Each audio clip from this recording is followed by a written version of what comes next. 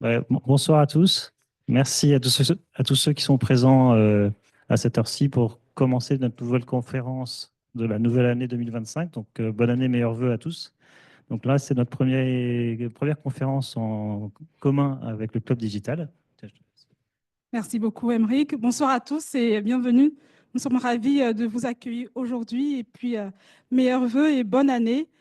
Effectivement, c'est le premier événement commun qu'on fait avec le club Banque Finance et sur des sujets, je pense, qui vous intéressent tous aujourd'hui, sur la finance et aussi sur la tech, donc un lien qu'on fait aussi. Alors, juste quelques mots sur le club digital et technologie. Donc, moi, c'est Andrea Dican. Je suis la présidente du club digital et technologie. Et aujourd'hui, c'est à peu près 2800 membres. Et l'idée, c'est d'organiser des événements, de réunir des alumni. Et on essaie vraiment de proposer des événements très différents. On a des digital champions comme des petits déjeuners et de faire des focus sur des alumni ESSEC. Et on a des masterclass aussi ou des tables rondes comme aujourd'hui. Et notre ambition, c'est vraiment de proposer des événements de qualité, faire en sorte qu'on puisse se rencontrer, échanger aussi, créer des liens.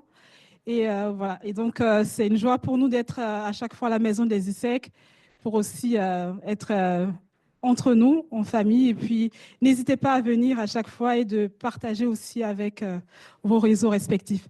Et merci à notre panel d'aujourd'hui. Alors, je ne sais pas si tu veux dire un dernier mot.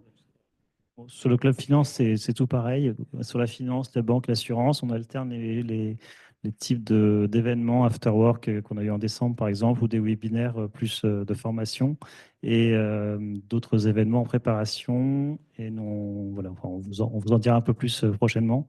Et on va passer la mot. Oui, bonjour à tous. Merci d'être présents et merci à ceux qui sont en ligne. Alors, notre conférence de ce jour va traiter des cryptoactifs qui se sont développés notamment après la crise financière de 2008 et avec l'avènement du Bitcoin. Et au départ, c'était un écosystème très confidentiel et c'est en train de se démocratiser. Cet écosystème est en train de se structurer un petit peu à l'image du système bancaire et de plus en plus régulé par les réglementations Pacte, MiCA, TFR. Aujourd'hui, le Bitcoin, on sait qu'il avoisine les 100K. Et la question, c'est est-ce qu'il va y avoir une révolution de la finance par les cryptoactifs? Et on va y réfléchir avec les intervenants que nous avons la chance d'avoir à nos côtés aujourd'hui, à savoir Laetitia Zito, qui est directrice générale de Pemium, Jean-Marc Stinger, qui est CEO de Forge, et Vincent Danos, qui est fondateur de Mangrove. Je vais laisser la parole à Ayat. Bonjour à tous. Alors, bienvenue pour cette conférence qui promet d'être passionnante. Alors, vous avez tous entendu parler de la blockchain, hein, qui est une infrastructure qui permet une décentralisation et une désintermédialisation. Et en fait, ce qui est intéressant, c'est qu'aujourd'hui, on a 3 niveaux de désintermédiation qui va pouvoir nous servir d'étude de cas. Donc, je vais laisser nos 3 invités se présenter pour qu'on puisse déjà savoir à qui on a affaire. Je vais laisser l'honneur aux dames, parce qu'on me passe le micro. Bon, bonsoir à tous, Jean-Marc Stenger, donc très heureux d'être avec vous ce soir à la maison de l'ESSEC et bonjour aussi aux gens qui sont à distance. Donc moi je travaille à la Société Générale où je m'occupe aujourd'hui effectivement de développer les activités blockchain et cryptoactifs du groupe de façon transversale, plus particulièrement au travers d'une filiale dédiée qui s'appelle Société Générale Forge, qu'on a créée en 2020.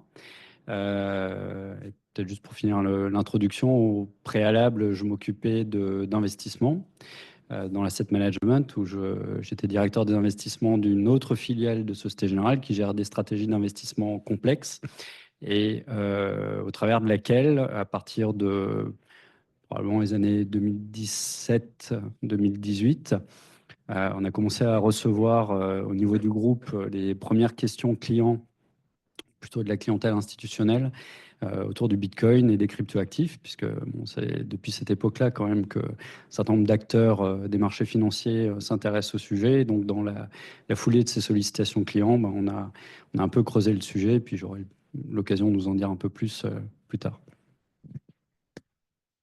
Merci, bonsoir à tous. Moi, je suis Laetitia Zito, donc je suis directrice générale de Pemium. Au départ, moi, j'ai un parcours plutôt scientifique au départ, puis j'ai basculé vers la finance. Donc, quand j'ai rejoint Pemium, c'était en 2017 en tant que DAF, et j'en ai pris la direction générale il y a à peu près 2 ans et demi. Donc, Pemium, ici, pour ce que ça représente sur la conférence, c'est une plateforme d'échange de cryptoactifs qui a été créée en 2011. Donc, c'est un acteur historique français. On est vraiment à la frontière entre le monde, ce qu'on appelle fiat, des monnaies traditionnelles et fiduciaires, et de la crypto. Donc, c'est là que c'est intéressant parce qu'on passe de l'un à l'autre pour ceux qui veulent acheter et vendre. Donc, les cryptos, c'est vrai que ça représente beaucoup de défis, à la fois réglementaires, technologiques, et que ça peut, en effet, dans le thème de la conférence, modifier beaucoup de choses. Donc, je suis ravie d'être là ce soir pour échanger avec des thématiques très différentes selon les personnes qui sont là. Merci beaucoup. Merci. Bon, alors Vincent Danos, donc je suis chercheur au CNRS. Je suis ravi d'être ici ce soir, comme les autres invités. Je suis un peu déçu que Pierre Persson ne soit pas là. Il aurait eu des choses à dire. Je pense qu'il aurait été une dimension intéressante. On essaiera de le remplacer. Moi, mon entrée dans la crypto, comme on dit. Alors, avant de faire de la crypto, je faisais de l'informatique théorique. Et pour moi, crypto, ça voulait dire cryptographie. Maintenant, crypto, ça veut dire cryptoactif et tous les appareils financiers décentralisés ou pas, comme Pemium, par exemple, qui n'est pas décentralisé, qui s'occupe de la gestion des cryptoactifs. Mon intérêt pour le sujet, c'est tout simplement la possibilité de rebâtir à neuf la fonction financière sur un autre substrat technologique. Est-ce qu'on peut faire mieux? Qu'est-ce que ça veut dire de faire mieux? Est-ce que c'est plus efficace? Est-ce que c'est plus inclusif? Est-ce que c'est protégé, encadré par un système réglementaire qui lui-même est plus efficace? Voilà toutes les questions que je me suis posées et que je me pose encore. Et je n'ai pas fait que me poser des questions, j'ai aussi cherché comme scientifique sur les nouveaux mécanismes qui sont en jeu dans la finance décentralisée, donc l'échange et le prêt, toutes les fonctions financières autour des cryptoactifs spécifiquement implémentées sur chaîne, par opposition à tout ce qu'on peut faire avec les anciennes techniques, dont Pemium est un exemple. Et je me suis aussi pris au jeu de l'entrepreneuriat, et donc j'ai créé avec des collègues le projet Mangrove, qui est référencé sur la fiche, et dont je pourrais vous toucher 2 mots à l'occasion durant la conférence.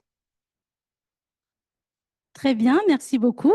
Alors, j'ai une première question. Je vais commencer par toi, Laetitia. Puisque tu représentes Pemium et que parmi les différents secteurs d'activité qu'il y a aujourd'hui, je pense que vous êtes les premiers, en tout cas, depuis 2011, donc très tôt, hein, parce que ça, 2011. le white paper de Bitcoin, c'est 2008, le minage du premier bloc en 2009, donc vous étiez là quand même très tôt. Et j'aimerais que tu expliques à notre audience l'évolution des cryptoactifs de Bitcoin au stablecoin. Ok, donc on a déjà, avec la loi Pacte, on avait nommé les actifs numériques. Ensuite, maintenant, avec MiCA, qui est la réglementation européenne, on parle de cryptoactifs. Mais quand on parle de cryptoactifs, c'est compliqué parce qu'il y a beaucoup de choses qui sont très différentes. Donc, si on prend un parallèle avec la finance traditionnelle, ce serait compliqué de dire, oui, l'or, les obligations, l'immobilier, ce serait la même chose. En réalité, ça n'est pas la même chose. Et dans les cryptos, c'est pareil, il y a beaucoup de choses qui sont différentes. Donc, on peut prendre par exemple déjà Bitcoin, qui est la première des cryptos, qui est née, comme tu le disais, en 2008, qui est un animal, on va dire, très, très particulier, très spécifique, qui a résolu beaucoup de choses, qui est à la fois une réserve de valeur, et c'est principalement l'utilisation qu'on en a aujourd'hui, mais c'est aussi un réseau de paiement complètement international et décentralisé. Donc, on va dire pour moi, il y a Bitcoin et les autres cryptos. Et dans les autres cryptos, on va avoir des projets divers et variés. Donc aujourd'hui, je pense qu'il y a plus de 10 000 ou 15 000 cryptos différentes, entre des cryptos qui sont adossés vraiment à leur blockchain et juste des tokens qui sont adossés à une autre blockchain. Donc il y a beaucoup de projets, comme sur Internet, sur des sites web, où vous avez des projets très très sérieux, comme on peut avoir Ethereum, au plus farfelu, malheureusement. Mais vous avez voilà, donc des projets comme Ethereum, des projets de stablecoin qui sont très intéressants, qui vont être, mais peut-être que tu en parleras toi, qui sont adossés à des monnaies fiduciaires, parce que là, il y a tout un écosystème et une technologie particulière. Donc voilà, il y a beaucoup de choses. Je pense qu'il faut aller vraiment dans le spécifique pour comprendre et pas juste mélanger crypto au sens large. Très bien, merci beaucoup Laetitia.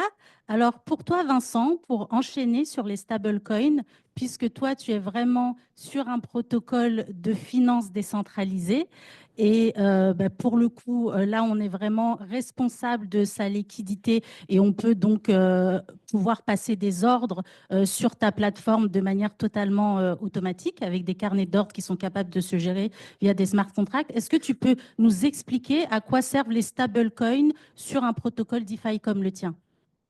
C'est une manière de projeter une valeur stable dans un monde ultra volatile, hein. Donc les gens ont, depuis le début, voulu avoir une base de repli qui soit une projection du dollar, par exemple. Euh, Incidemment, c'est ce qu'on voit en défi, peut être vu sous l'angle de la dollarisation de l'économie. Donc, les gens qui pratiquent la défi et qui sont dans la zone euro stockent aujourd'hui leur valeur stable en dollars. Il y a des enjeux macroéconomiques phénoménaux autour de ça. Pour l'instant, c'est petit et il y a beaucoup d'appétit pour le stablecoin. Euh, on peut prendre un exemple, peut-être l'USDC. Donc, c'est une projection du dollar américain sur chaîne. La manière dont ça fonctionne, c'est que quelqu'un, quelque part, un fournisseur de liquidité, bloque du dollar, du véritable dollar au sens traditionnel, hors du monde de la blockchain. Et ce dollar est d'ailleurs investi par Circle dans des treasury bills, donc qui rapportent à Circle, pas aux gens qui ont déposé. Et euh, une projection de cette valeur est téléportée dans le plan d'existence des monnaies numériques. Donc, il y a une technologie pour ça. Et on se retrouve possesseur d'une projection du dollar sur chaîne. Et ensuite, cette projection circule. Aujourd'hui, il y a une sorte d'anomalie, une absence d'équilibre qui fait qu'un dollar investi sur des fixed income market du type bons du trésor, ça rapporte 3, 4, 5% suivant la maturité. Une fois qu'il est téléporté sur chaîne, il rapporte 10, 20% suivant les marchés.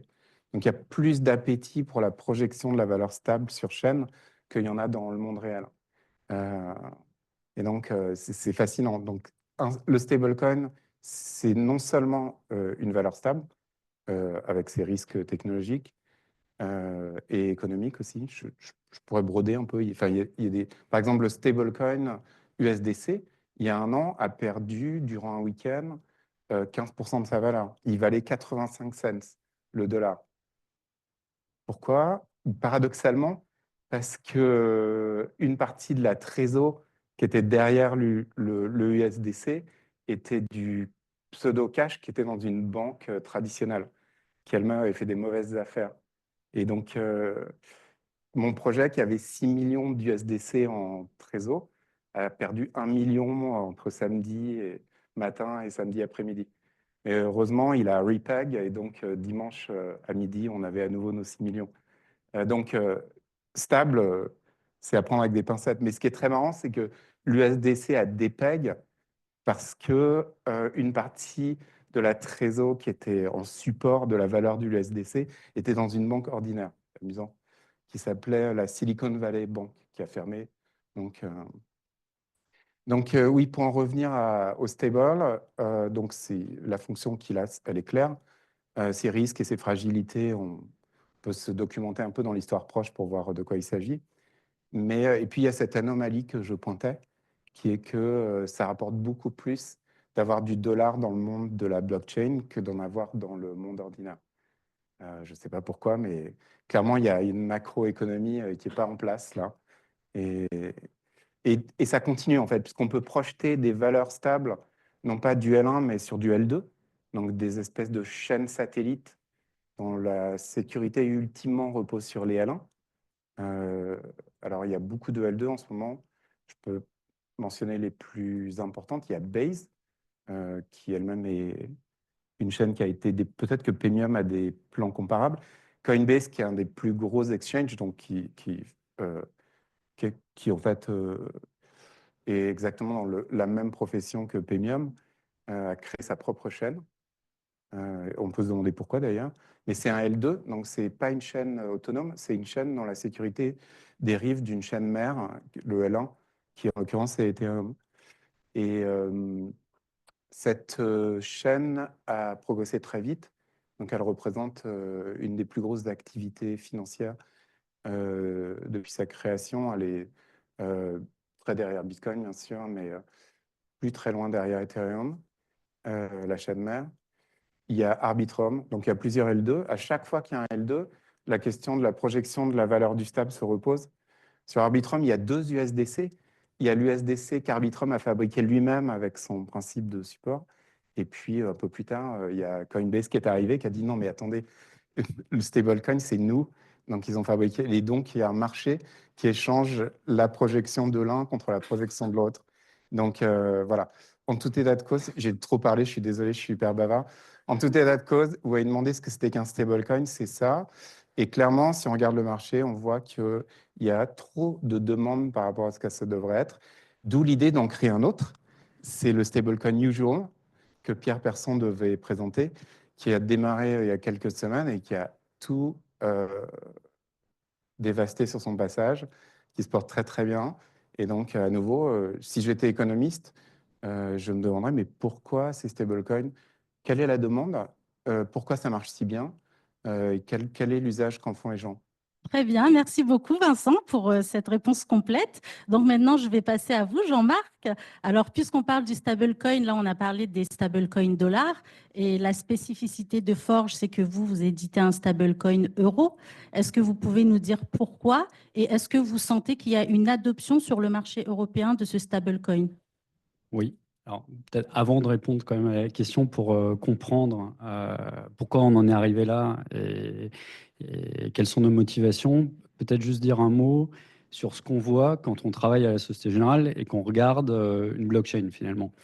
Je ne vais pas refaire un cours sur la blockchain, mais basiquement, une blockchain, pour nous, c'est quoi? C'est un registre partagé, infalsifiable, réconcilié de façon instantanée dans le monde entier, qui enregistre un titre de propriété. Je détiens X Bitcoin et ils sont à moi parce que j'ai accès à une clé privée qui permet de m'authentifier et d'enregistrer de façon sûre ma propriété de ces actifs. Et puis, on voit également un ordinateur mondial, puisque, comme vous savez, il y a un certain nombre de blockchains qui sont programmables, sur lesquels vous pouvez mettre des actifs différents de l'actif natif de la blockchain, la crypto-monnaie, Ether sur Ethereum. Vous pouvez mettre un autre jeton qui va comporter un petit bout de code qui s'appelle un smart contract. Et puis, ce petit bout de code, vous pouvez lui faire faire ou dire à peu près ce que vous voulez, programmer un paiement de coupon, programmer ce que vous voulez. Et donc, quand on parallélise ce genre de caractéristiques avec les primitives qu'on connaît habituellement dans l'industrie financière, ben, on s'aperçoit que c'est quand même très très proche de ce qu'on fait dans une banque, hormis que dans une banque ou un autre acteur financier, ben, ce n'est pas un registre partagé, automatisé, en pay-per-use, et puis accessoirement extrêmement robuste d'un point de vue cyber, parce qu'aujourd'hui, il n'y a quand même aucune des grosses blockchains majeures qui ont été hackées. Il y a des acteurs centralisées dont tu parlais tout à l'heure qui ont été hackées, mais les blockchains en elles-mêmes, lorsqu'elles sont bien construites, et on a maintenant un recul supérieur à une dizaine d'années, force est de constater que c'est quand même extrêmement résilient à tout un tas de problématiques habituelles qu'on peut connaître dans un monde plus centralisé. Et donc, ces fonctions et ces caractéristiques, la synchronisation parfaite, immédiate, que vous soyez à Paris, Tokyo ou New York, l'enregistrement immuable d'un certain nombre de données, l'automatisation by design, tout ceci, c'est extrêmement semblable à ce qu'on fait dans nos middle office, dans nos back office, dans nos systèmes informatiques qui nous coûtent accessoirement extrêmement cher et qui permettent de s'approcher, mais avec une moindre qualité d'exécution, de ce qu'on observe sur les blockchains. Il y a quantité de gens et quantité de systèmes dans les banques qui sont là uniquement pour parer et corriger des erreurs d'exécution, réconcilier de la data en permanence, s'assurer qu'on a un traitement optimum de l'information.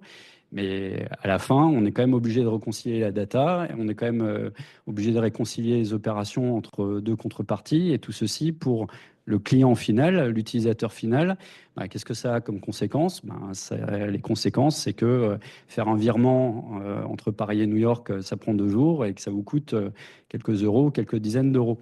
Et donc, avec cette invention, parce que c'est quand même une réelle invention, hein, la blockchain, dans le sens ça n'existait pas avant et maintenant ça existe et on a créé quelque chose de nouveau, on se retrouve avec une proposition, avec un animal qui nous permet d'envisager effectivement une nouvelle organisation de la finance qui améliore au final potentiellement le service client, l'exécution, fait baisser les frais et offre une sécurité de transaction améliorée. Donc c'est quand même des caractéristiques intrinsèques qui nous intéressent beaucoup et je pense qu'on travaille dans le monde financier qui font qu'on ne peut pas faire l'économie, au moins de s'y intéresser et de creuser un petit peu pour voir ce qu'il y aurait à faire, encore une fois, en amélioration de nos propres opérations.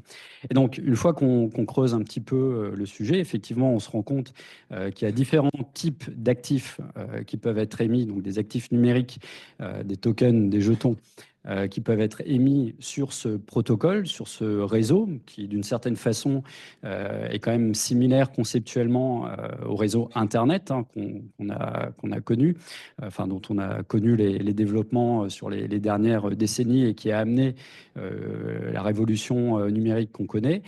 Il y a différentes typologies d'actifs qu'on peut déployer sur ces blockchains. Donc, encore une fois, des actifs natifs de la blockchain, Bitcoin pour la chaîne Bitcoin, Ether pour Ethereum, et ainsi de suite. Mais on peut déployer d'autres typologies d'actifs. Et en fonction de la finalité et de l'usage de ces actifs numériques, on va rentrer dans des catégories différentes.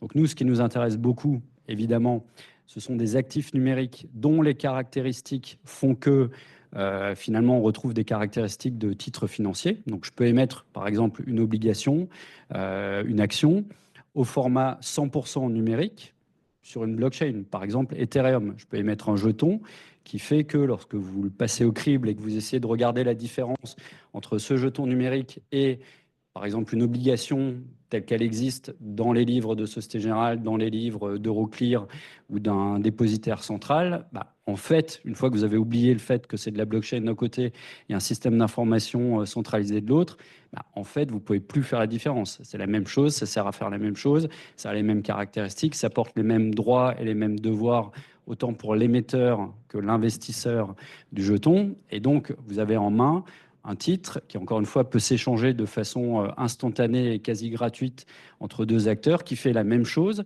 et qui, accessoirement également, parler de la réglementation et de la loi Pacte en France, qualifie d'un point de vue juridique et réglementaire d'une obligation et d'un titre financier. Donc, encore une fois, c'est extrêmement important. Et puis, une fois que vous avez un titre financier numérique déployé sur la blockchain, ce qui peut être intéressant tout de suite après, c'est d'avoir également du cash numérique, donc de pouvoir payer ce titre numérique de façon entièrement dématérialisée avec un jeton de même nature, idéalement déployé sur la même blockchain, qui vous permet de faire donc, ce qu'on appelle du règlement livraison, c'est-à-dire en gros de l'achat-vente.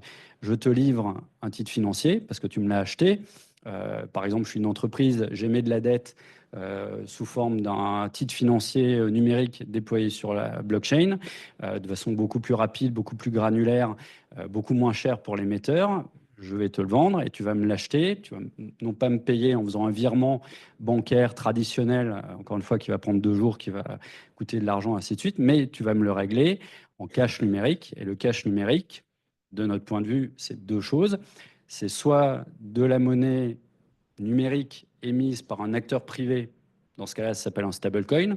Effectivement, on a émis notre propre stablecoin qui s'appelle l'euro convertible pour ça, pour permettre à nos clients, institutions financières et corporate, avec qui on est engagé dans des transactions d'émission ou d'investissement d'actifs numériques, de pouvoir nous régler de façon tout à fait efficiente en utilisant du cash numérique qu'on a émis nous-mêmes, ou demain, vous savez peut-être qu'il y a des travaux de la Banque centrale européenne notamment et d'autres banques centrales également pour porter l'euro au même format numérique, peut-être donc demain, du cash numérique émis par une banque centrale, donc ça s'appelle la monnaie numérique de banque centrale, qui aura une sécurité d'opération évidemment bien supérieure à la monnaie que peut émettre un acteur privé. C'est la raison pour laquelle on s'est engagé dans ces développements. Donc, des titres financiers numériques, du cash numérique, et puis après, vous pouvez continuer la liste. Vous pouvez avoir des jetons qui portent un droit de service, ça s'appelle des utility tokens, ou d'autres catégories de jetons. Et donc, il y a tout un bestiaire d'actifs numériques nouveaux qui se dégagent, sur lesquels quand même des similitudes très fortes avec les opérations financières habituelles qu'on peut déployer, et donc, raison pour laquelle on s'intéresse à ces sujets. Très bien, merci beaucoup. Alors là, on a développé notamment le cas des cryptoactifs dans un cadre institutionnel. Maintenant, j'ai une question pour toi, Laetitia. Dans un cadre beaucoup plus large, donc là, on a parlé de cash numérique, mais le cash numérique originel, c'est Bitcoin. Comment tu as vu Bitcoin évoluer, notamment avec l'adoption du système traditionnel, notamment avec le fait d'avoir des ETF Bitcoin, le fait d'avoir des stablecoins, le fait d'avoir un écosystème qui s'élargit comme ça. Comment tu vois l'évolution de Bitcoin et est-ce que tu constates chez les acquéreurs de cryptoactifs une évolution aussi au niveau des profils des personnes qui adhèrent à ce type d'actifs?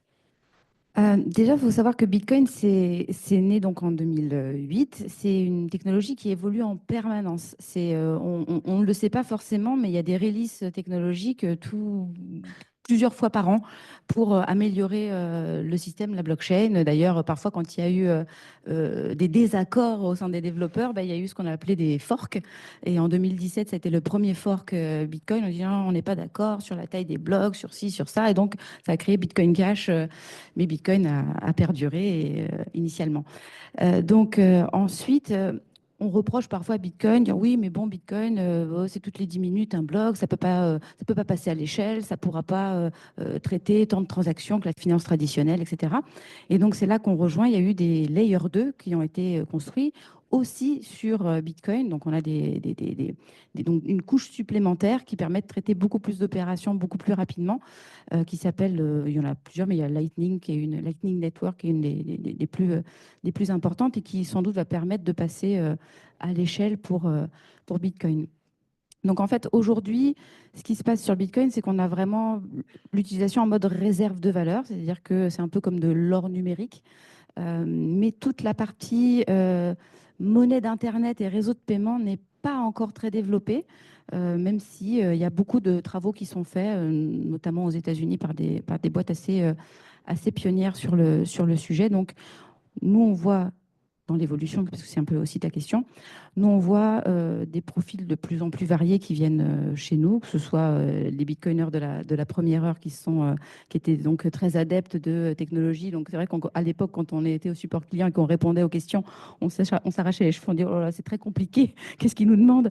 Parce que c'était très pointu et au fur et à mesure, on voit vraiment que c'est des profils de plus en plus courants, monsieur, madame, tout le monde, qui souhaitent se positionner par rapport au Bitcoin, sans forcément connaître toute la partie technologique. Mais c'est vrai aussi qu'avec les ETF et des acteurs mondiaux type BlackRock qui vous préconisent maintenant dans la gestion de portefeuille saine, c'est important de diversifier et d'avoir aussi du Bitcoin.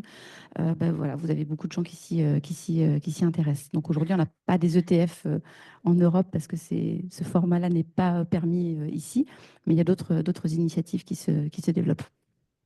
Très bien, merci beaucoup. Alors Vincent, comme on a parlé des L1, des L2, je pense que pour la plupart des gens ici, c'est pas clair. Layer 1, layer 2, ça vous parle?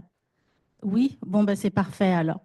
Alors, puisque là, on a parlé du cadre institutionnel, on a parlé des particuliers, toi, sur un protocole de finances décentralisées, quel est ton type de public? Puisque là, on va être sur un public qui est un peu plus technophile. Donc, quel type de profil on va retrouver sur ta plateforme?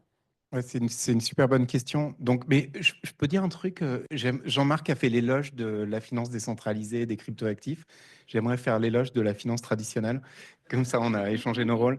Alors, toutes les inefficacités que Jean-Marc a rappelées et qui forment une longue histoire et qui serait très intéressant de détailler, sont réelles. Et c'est ça, en fait, l'intuition qui est à la base de la finance décentralisée ou de la finance plus généralement appuyée sur blockchain. C'est l'idée que toutes ces sources de problèmes, quelquefois comptables, ce manque d'instantanéité dans les marchés sont des opportunités pour une reconstruction plus efficace. Mais il faut dire aussi que dans la finance traditionnelle, le fait que, par exemple, il y a un délai entre le moment où un échange soit conclu et le moment où l'argent change de main, ce qu'on appelle le T+1 ou le T+2, introduit une énorme flexibilité dans la gestion des stratégies des acteurs professionnels du marché. Et la, la finance décentralisée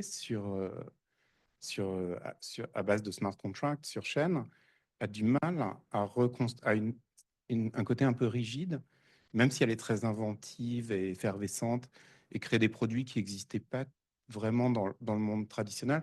euh, pour certains, hein, c'est rare. Elle a un peu du mal à sortir de cette rigidité et à redonner cette espèce de flexibilité, d'ubiquité. Euh, Tout simplement le fait que un trader professionnel peut vendre quelque chose qu'il n'a pas et se le procurer au moment où on le lui demande vraiment, ou payer une amende et se le procurer à T+5, ou finir par se faire chasser du village de la finance traditionnelle, ou de la tradfi, comme on dit affectueusement en défi, si finalement il n'arrive pas à donner ce qu'il avait promis de donner, auquel cas la chambre de compensation, etc. Donc il y a toute cette cascade de mécanismes dont on peut soupçonner qu'ils sont pas, qui sont coûteux, mais il y a quand même une contrepartie positive qui est de la liquidité, de la fluidité, énormément de flexibilité dans les échanges. On n'a pas encore ça en défi. Alors, les usagers de la défi, je pense tout simplement, c'est d'abord, alors, je parle des gens qui construisent pas en défi, mais qui utilisent de la défi. Ce sont des gens curieux, certes, des gens qui ont un rapport avec la technologie qui est désinhibé, qui savent signer des transactions, gérer des clés privées, etc. Tout ce que Jean-Marc a rappelé, au lieu de gérer des systèmes login, password pour interagir avec Paymium. Mais je pense que c'est d'abord des gens qui, ont la volonté de gérer eux-mêmes leur économie interne, leurs investissements, leur patrimoine, le construire, et deux, qui trouvent que ça va plus vite, que c'est plus efficace de ne pas passer par 200 formulaires et 3000 étages de vérification quand on veut échanger quelque chose contre quelque chose d'autre. Donc, je ne sais pas quelle est votre expérience d'usager du système financier traditionnel, qui n'est pas en tant que non professionnel, mais c'est catastrophique. Euh, donc pendant longtemps, j'étais employé par une université en Angleterre. J'avais un compte HSBC en Angleterre, j'avais un compte HSBC en France. Et la promesse d'HSBC, c'était que c'était la banque internationale et qu'on pouvait faire des échanges instantanés sans frais. Un jour, j'ai vérifié à quel taux je pouvais vendre mes GBP pour acheter des euros et c'était catastrophique. C'était du vol intégral. C'était donc, oui, ok, il n'y avait pas de frais, mais il y avait un taux de change qui était complètement fabriqué. De plus, donc ça, inefficacité, rente. Deuxièmement, je ne pouvais pas transférer plus de 10 000 GBP par jour. Et pourquoi? Sur Bitcoin, si je les avais, je pourrais transférer des milliards en cliquant sur mon petit ledger. Et je paierais des frais qui seraient non pas proportionnels au volume transféré, mais à l'opération. Donc des frais de l'ordre de 10-9, des frais négligeables. Donc, je pense que le public est d'abord un public technophile avec un attrait pour la gestion directe de ses propres intérêts financiers, pour des multiples raisons, hein. La psychologie de l'usager, je ne la connais pas, mais qui aussi sont sensibles au fait de pouvoir opérer directement, sans intermédiaire, sans devoir attendre 48 heures pour que le RIB du destinataire du virement soit accepté par le conseiller bancaire. C'est l'immédiateté. Je pense que l'immédiateté avec les objets technologiques modernes, c'est quelque chose auquel les nouvelles générations se sont habituées et ils la trouvent dans le domaine financier, personnel, en finance décentralisée. Je pense que c'est juste bien comme expérience utilisateur. Tout n'est pas parfait, loin de là, mais je pense que c'est d'abord ça. Très bien, merci. Alors Jean-Marc, on va revenir au monde des institutionnels, puisque c'est ce qui nous intéresse avec vous. Est-ce que vous sentez qu'il y a une adoption de ce système chez les institutionnels, ou est-ce qu'il faut encore faire de la pédagogie pour expliquer ce qu'est la blockchain et en quoi faire des transactions sur une blockchain avec des stablecoins peut être intéressant dans le cadre institutionnel? Ouais, tout à fait. Alors, encore une fois, hein, nous, on est assez pragmatique et décomplexé sur le sujet, même si c'est vrai que l'origine historique des développements autour de la crypto est plutôt, comme tu le soulignais, a plutôt été fait dans une optique de désintermédiation du monde financier traditionnel. Bon, à la fin, je pense qu'il faut être, encore une fois, pragmatique. Si le service au client est meilleur et que ça améliore notre vie à tous de tous les jours, bah, ça va finir par arriver. Et donc, il vaut mieux embrasser l'innovation et l'accompagner plutôt que de lutter contre.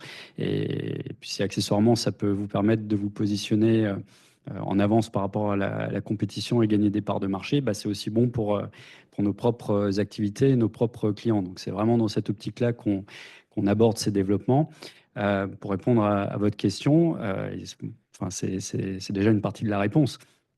Proposer des activités bancaires et financières, encore une fois, que ce soit sur des titres financiers ou du cash numérique comme le stablecoin euro-convertible qu'on a lancé, bah, ça répond à cette démarche. Donc oui, l'adoption avance plus rapidement sur la partie stablecoin dernièrement, je trouve, parce que c'est plus facile à adopter, c'est plus facile à comprendre pour la clientèle. Les avantages sont plus immédiats. Bah, encore une fois, un transférer du cash, par exemple, ce qu'on appelle des paiements cross-border, donc de deux juridictions très éloignées l'une de l'autre, bah, n'importe quel client peut se rendre compte très facilement et de façon très immédiate de l'avantage d'utilisation d'un stablecoin. Encore une fois, c'est immédiat, les frais sont quasiment nuls, voire nuls, et c'est la même sécurité, la même robustesse qu'une opération de virement bancaire classique. C'est donc, oui, l'adoption est plus rapide là-dessus. Ça se reflète dans l'augmentation des encours qu'on constate des stablecoins au niveau mondial. Aujourd'hui, il y a à peu près 200 milliards d'actifs émis en stablecoin, ce qui peut paraître beaucoup à l'échelle des titres financiers, c'est peu, mais ce sont des volumes qui sont en croissance très rapide, hein, double digit, et les projections sont extrêmement importantes. Donc oui, ça va vite. Sur la partie titres financiers tokenisés, donc numérique, c'est plus lent parce que l'écosystème qu'il faut construire est plus complexe. L'interdépendance au système financier traditionnel est plus importante. Vous avez besoin d'avoir des émetteurs, des entreprises, des institutions financières qui créent ces titres financiers. Vous avez, donc ça, c'est le marché primaire. Vous avez besoin d'avoir un marché secondaire, c'est-à-dire une fois que ces titres sont émis et ont été achetés par des investisseurs, ben, il faut avoir des systèmes, des marketplaces qui permettent à ces investisseurs d'acheter et de vendre ces titres financiers dans les mêmes conditions que ce qu'on connaît aujourd'hui dans les marchés financiers traditionnels, qui sont quand même très profonds, très liquides. On n'y est pas tout à fait. Et puis, il faut avoir tous les systèmes de règlement livraison dont je vous parlais tout à l'heure. C'est un écosystème qui est plus long à construire, mais qui avance également et qui, probablement, d'ici quelques années, en tout cas, moi, j'en suis persuadé, va remplacer également une partie des opérations financières telles qu'on les connaît aujourd'hui. Mais ça prendra un peu plus de temps. Très bien, merci. Alors Laetitia, là on va passer sur la partie réglementation, donc notamment avec la loi MiCA. Je voulais savoir en tant qu'exchange centralisé, qu'est-ce que ça change pour vous? Notamment, est-ce qu'au niveau des cryptoactifs, il y a par exemple des cryptoactifs que vous devez délister, que vous devez bannir, que ce soit au niveau des meme coins ou même que ce soit au niveau des stablecoins avec la réglementation qui se durcit? Qu'est-ce que ça change au niveau de ce marché pour vous? Donc, le règlement européen, ça s'appelle MiCA, Market in Crypto Assets. Il est rentré en application là, au 1er janvier 2025. Donc, pour des acteurs qui étaient déjà enregistrés auprès de l'AMF, tels que nous, sur la France, on a une clause, ce qu'on appelle une clause du grand-père, qui permet de se mettre en conformité sous 18 mois. Cela dit, il y a quand même pas mal de choses qui peuvent changer. Donc déjà, toutes les cryptos anonymisées, ça, c'est pas possible d'avoir ça sur une plateforme régulée. Sur les stablecoins, déjà en juin 2024, il y avait eu, MiCA avait commencé à rentrer en application avec des stablecoins qui étaient validés MiCA ou pas. Donc, par exemple, le stablecoin de Société Générale Forge est validé MiCA. Donc, il peut être listé sur des plateformes européennes. D'autres ne le sont pas. Donc, par exemple, un stablecoin qui est mondialement connu comme l'USDT de Tether, il n'est pas réglementaire et donc les plateformes doivent le délister. Donc nous, on ne l'avait pas listé. Donc par chance, chez Pemium, on n'avait pas à le faire, mais il est progressivement délisté des plateformes régulées. L'USDC de Circle a eu son tampon et réglementaire, donc il peut être accepté sur des plateformes européennes. Mais je ne crois pas, par exemple, le stablecoin là n'est pas accepté par MiCA. Peut-être juste pour apporter un petit complément, parce qu'effectivement, la réglementation MiCA, c'est quand même un bouleversement, un changement majeur en Europe, mais également, je pense, dans le monde entier sur les écosystèmes crypto, puisque c'est la première fois qu'on a une zone économique large. Bon, quand même 160 millions de personnes qui sont concernées. Et globalement, les chiffres, c'est qu'on a à peu près en Europe entre 10 et 15% de la population qui détient de la crypto. Donc, c'est quand même beaucoup de gens, beaucoup de volume. Et MiCA, pour la première fois, crée un cadre réglementaire relativement complet. Alors, il y a des débats de spécialistes sur est-ce que c'est bien, c'est pas bien, est-ce que MiCA est complet ou pas complet. Comme d'habitude, quand vous mettez des juristes autour de la table, il y a toujours un débat intéressant qui émerge. Je ne suis pas juriste, je ne crois pas qu'on soit juriste autour de la table, donc on va se faire l'économie de ce débat-là. Mais en tout cas, il y a un cadre qui existe.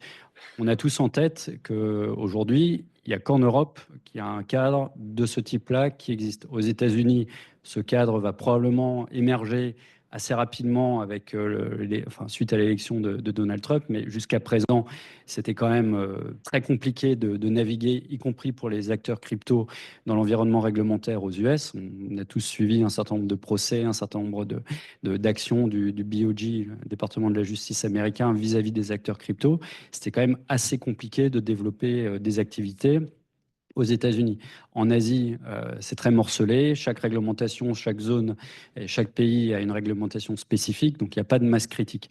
Donc, de mon point de vue, et à cet égard, MiCA est une chance en Europe, non seulement pour les acteurs crypto, parce que ça leur permet de développer des activités, au moins avec des règles du jeu connues et stables, mais également pour les clients, qu'ils soient institutionnels ou particuliers, parce que ça offre quand même, quoi qu'on dise, un cadre de protection renforcé par rapport à ce qu'on pouvait connaître avant.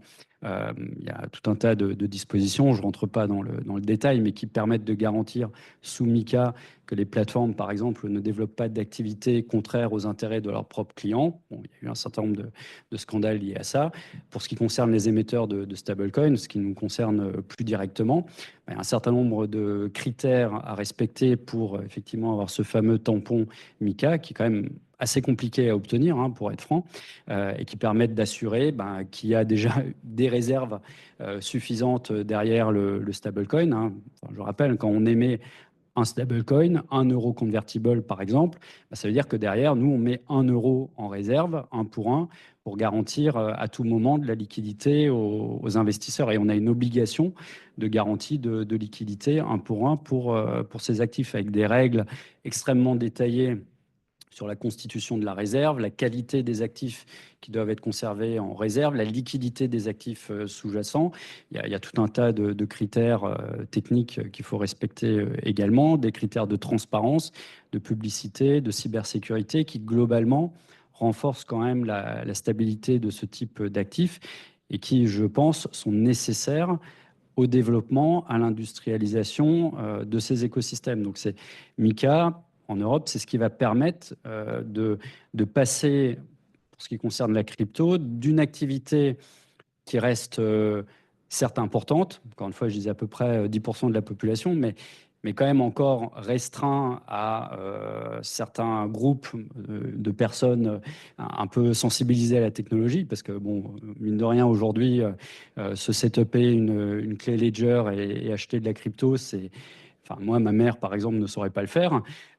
Bon, voilà, ça va aussi permettre de démocratiser ces actifs et donc d'envisager des utilisations plus fréquentes, plus proches de ce qu'on connaît dans la vie de tous les jours et encore une fois, de fluidifier les échanges. MiCA va permettre également une certaine extraterritorialité de ces activités, puisque là aussi, sans rentrer trop dans le détail, mais un stablecoin libellé en euros, par exemple, quel que soit le domicile, enfin, quelle que soit la localisation de l'émetteur, est réputé être distribué en Europe, sous MiCA. Et donc, MiCA s'applique. Donc, il n'y a pas d'échappatoire. Vous pouvez setuper un émetteur, je ne sais pas moi, au Caïman.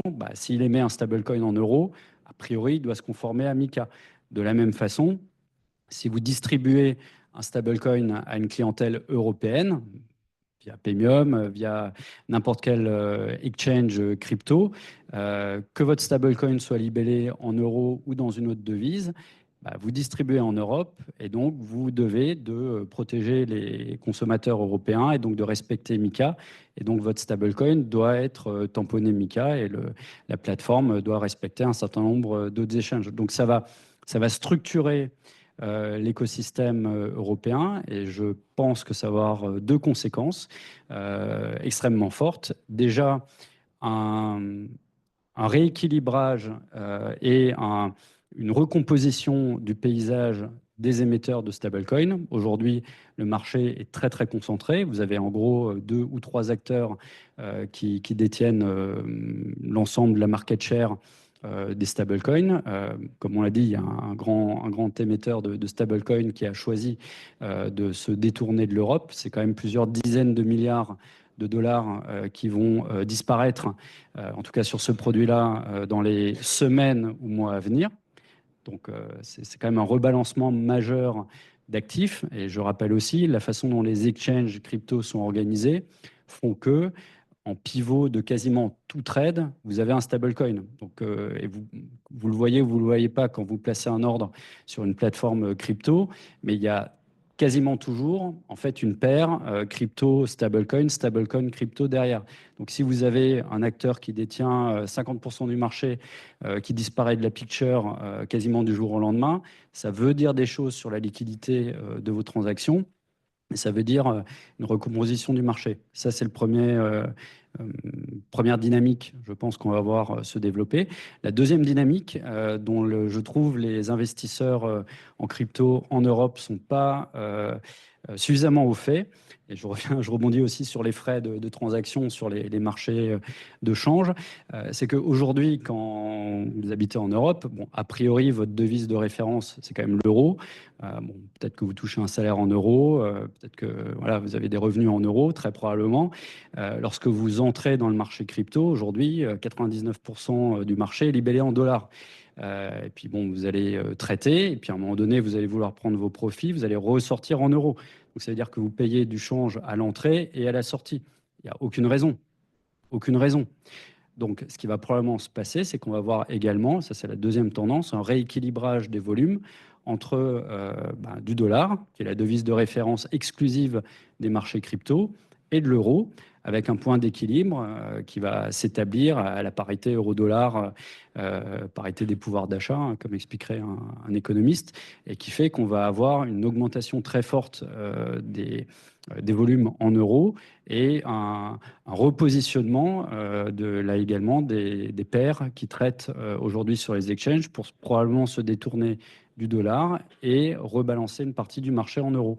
Ça aussi, ça va avoir un impact assez majeur sur les acteurs et sur les stratégies que peuvent déployer, que ce soit des clients institutionnels ou des clients particuliers sur les crypto-monnaies. Je vais commencer à répondre, mais je n'avais pas totalement terminé. Dans les obligations pour les plateformes, en réalité, Mika, parce qu'on a quand la loi Pacte a été promulguée, on a eu le statut de PSAN, prestataire de services sur actifs numériques.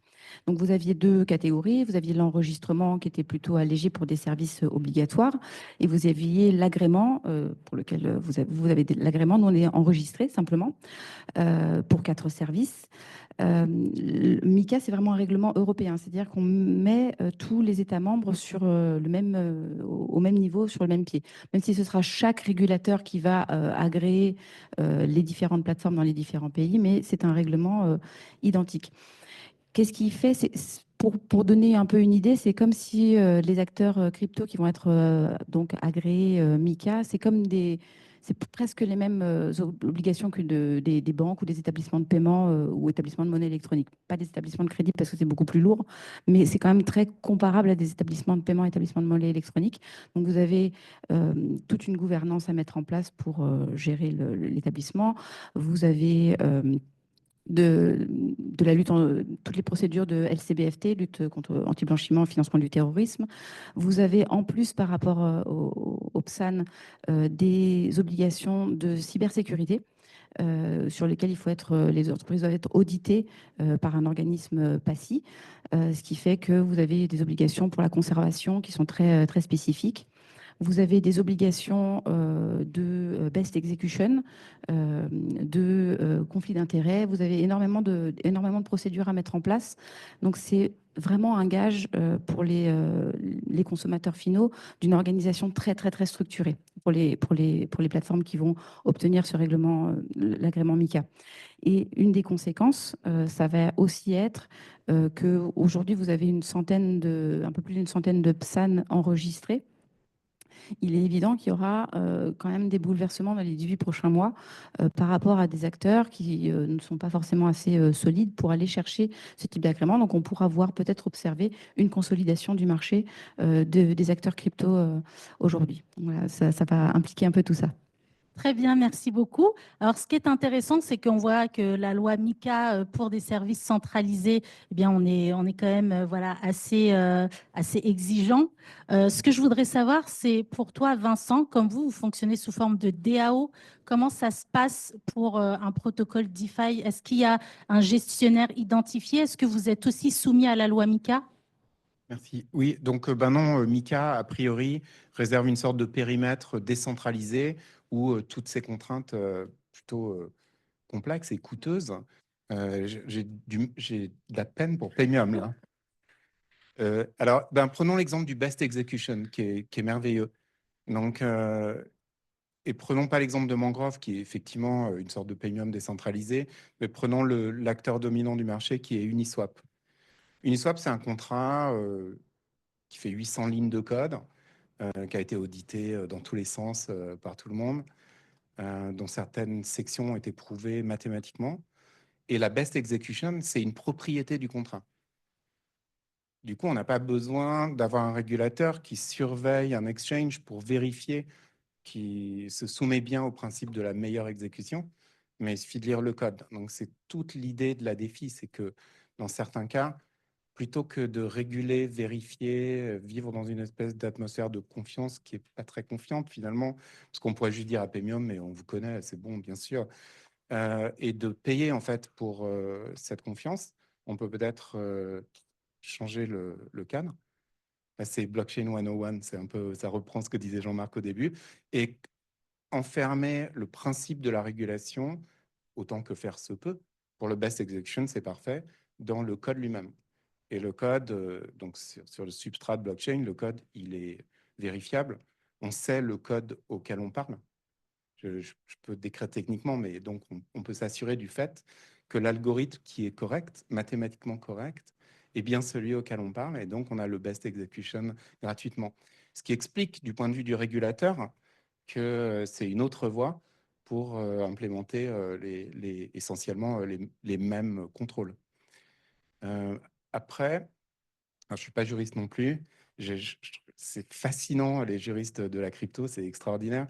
Je pense qu'ils s'amusent beaucoup plus que dans l'immobilier, par exemple. Ils sont vraiment sur le...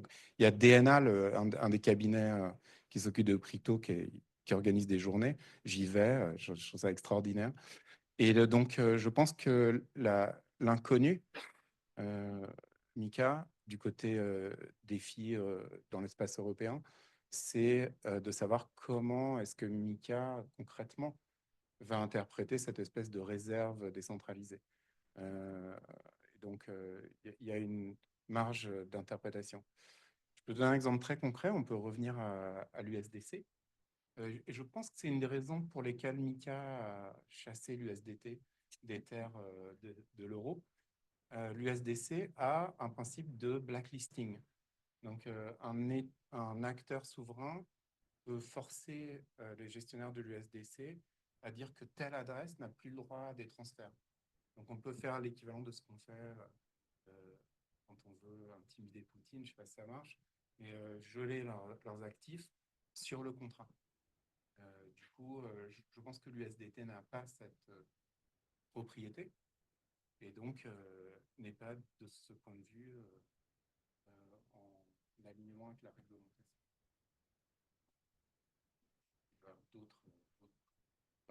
Il doit y avoir d'autres raisons pour lesquelles l'USDT est inapte. Après, ce qu'il faut comprendre, c'est que l'USDT n'a plus droit de citer dans les échanges centralisés qui veulent vivre dans la zone européenne.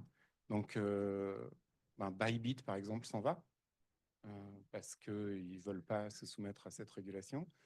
Mais dans la chaîne elle-même, puisque l'entrée est libre et l'usage est sans contrôle, les marchés USDC, USDT continuent d'exister.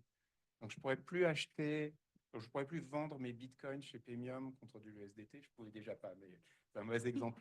Mais si j'avais pu, je ne pourrais plus le faire d'ici à 18 mois, c'est ça. Mais je ne peux plus le faire chez Bybit. Mais par contre, je peux le faire chez Uniswap, qui est un contrat, qui n'est pas un exchange. Voilà. Après, pour l'USDT, dites-moi si je me trompe, mais je crois que c'est une question de réserve de liquidité. Et je crois que c'est parce qu'en fait, ils possèdent beaucoup de bons du Trésor et que du coup, les bons du Trésor aux États-Unis ne sont pas acceptés dans la loi MiCA comme une réserve de liquidité suffisamment forte. Et puis, il me semble aussi qu'ils n'ont jamais voulu communiquer sur les réserves de valeur et prouver qu'ils avaient du 1 pour 1. Donc, ils ont dit, on est USDT, too big to fail. Alors, j'ai une dernière question avant de passer la parole au public. Donc là, on est en train de parler de cryptoactifs, de blockchain. Et donc, on attend ou on n'attend pas les crypto-monnaies de banque centrale. Quel avis vous avez sur les crypto-monnaies de banque centrale? Est-ce que vous pensez qu'on va réellement passer par une économie totalement numérique dans un futur proche ou moyen d'ailleurs? Moi, je ne suis pas spécialiste des MNBC. Je sais que c'est, en tout cas, nous, dans le secteur crypto, ça pose quand même beaucoup de questions sur la programmabilité des monnaies vraiment euros qu'on utilise. Est-ce que ça ne va pas nous forcer à dire les euros qu'on vous donne pour votre salaire, vous devez les consommer en X temps ou dans un rayon, un périmètre donné? Donc, ça pose quand même beaucoup de questions, comme les tickets restaurants. Enfin, c'est de la monnaie programmable. Quand on est dans la monnaie programmable, on peut tout faire. Et donc, donner de la monnaie programmable à l'euro, ça pose beaucoup de questions sur la vie privée, sur l'utilisation, la liberté. Donc, nous, on a beaucoup de questionnements là-dessus. Je ne peux pas parler pour les banques, mais pour avoir discuté avec certaines banques, je crois même qu'il y a même une hostilité au niveau des banques pour distribuer ce genre de produits. Mais ça, je ne peux pas, je peux pas me prononcer là-dessus. En tout cas, nous, dans le secteur crypto et utilisateurs, on se pose beaucoup de questions. Ce n'est pas forcément très bien reçu pour le moment. Je vais compléter. Alors bon, il se trouve qu'on on est engagé de façon assez intense dans les travaux autour de l'euro numérique, à la fois avec la BCE et en France avec la Banque de France depuis quelques années. Donc on suit bien le sujet. Et il faut savoir que la Banque centrale européenne est quand même assez volontariste et innovante sur ce sujet, à la différence d'autres banques centrales, mais que globalement, je crois que si vous prenez les banques centrales du G20, maintenant, il y a 80% ou 90% des banques centrales qui ont des projets de monnaie numérique de banque centrale. Bon, si on prend un peu de recul, la digitalisation est partout, hein, dans tous les services. Donc, il y a pas, et tout se plateformise, que ce soit des activités retail ou institutionnelles. On fait tout à partir d'un téléphone portable. Donc, bon, on peut se dire, il n'y a pas de raison que faciliter des paiements en utilisant une monnaie numérique, un jour n'arrive pas. Euh, Parce que bon, c'est quand même le sens de l'histoire, hein, je pense.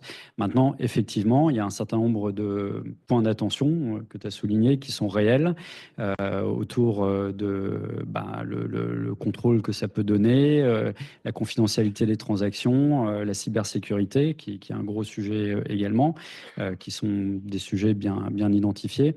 Le modèle financier de base qui est qu'on a des banques centrales qui émettent de la monnaie sous différentes formes, et demain, avec une forme nouvelle qui est une monnaie numérique de banque centrale, ce modèle-là va probablement continuer à exister. À côté de ça, on a des banques et des acteurs, enfin des banques commerciales qui impriment également de la monnaie commerciale et qui le feront demain, encore une fois, soit sous forme de stablecoin, soit un autre format, on appelle des tokenized deposits, qui est un peu différent, mais qui revient à la fin au même, hein, c'est-à-dire d'avoir de la monnaie commerciale au format numérique. Ça va aussi arriver, les stablecoins sont déjà une réalité.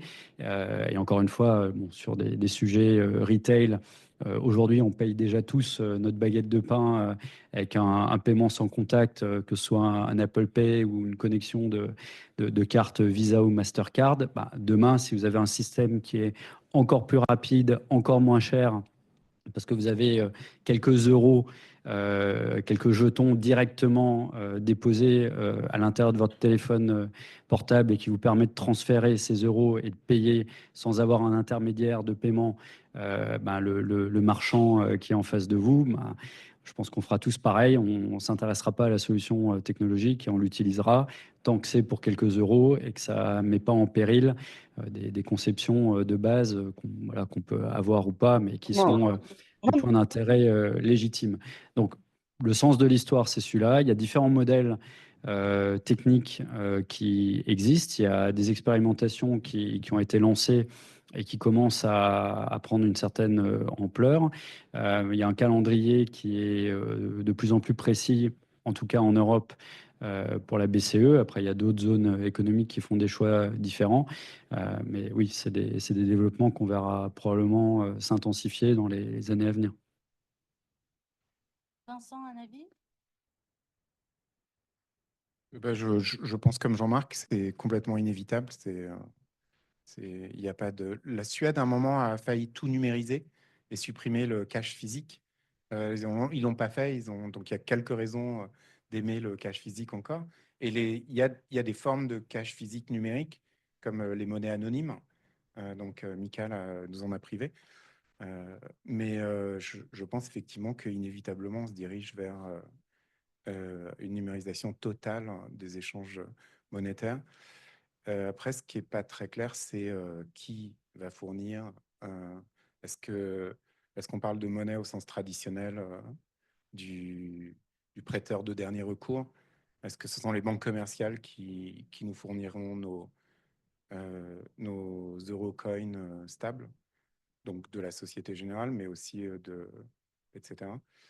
Ou est-ce que ce sera directement l'État souverain et la Banque centrale qui nous fournira nos eurocoins avec un compte direct à la Banque centrale? Je pense que alors j'y connais pas grand-chose, mais je pense que c'est des bouleversements fondamentaux potentiels dans les années qui viennent, hein, qui vont restructurer complètement la profession bancaire, je ne dis pas de bêtises. Merci à vous. Alors maintenant, je vais vous donner la parole. Alors, ce qu'on peut faire, Sophie, c'est une question en ligne et une question au public présent. On peut faire comme ça? Oui, alors on a deux questions en ligne. La première, sur la projection du dollar vers un univers crypto. Quelles règles de projection existe-t-il des normes de régulation du type IFRS?